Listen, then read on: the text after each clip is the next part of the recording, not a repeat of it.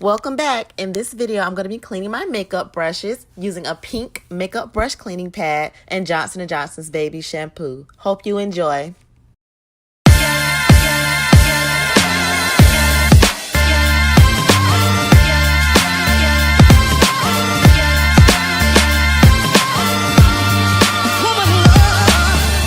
Jumping right into this video, here are a few of my favorite face brushes. They have to be cleaned immediately.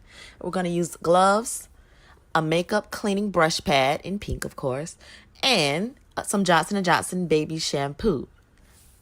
Moving right along, we're going to turn on this water and grab that cleaning pad and my favorite brush and go ahead and scrub it around just a little bit. Add some Johnson & Johnson baby hair shampoo, and you'll see how quickly that brush gets clean just with that simple product. We're going to always want to clean as we go. Let's not forget, and rinse under the water while scrubbing. You may have to repeat this step once or twice, maybe even 3 or 4 times, depending on how dirty your brush is, and that's fine. Rule of thumb, always pay attention to the suds. The suds let you know if you need to rinse and repeat.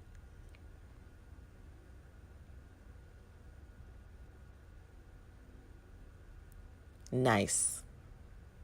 Clean.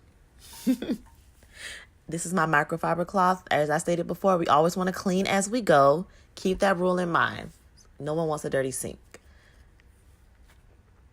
And now you can tell I'm getting lazy. I grabbed multiple brushes, 3 I believe, and I'm going to run them under the water and repeat the same steps using the Johnson & Johnson shampoo. And we're going to hold all 3 and scrub them around on that pad. This works just as well. It's just cutting down the time so you don't have to do 1,000,001 brushes one by one.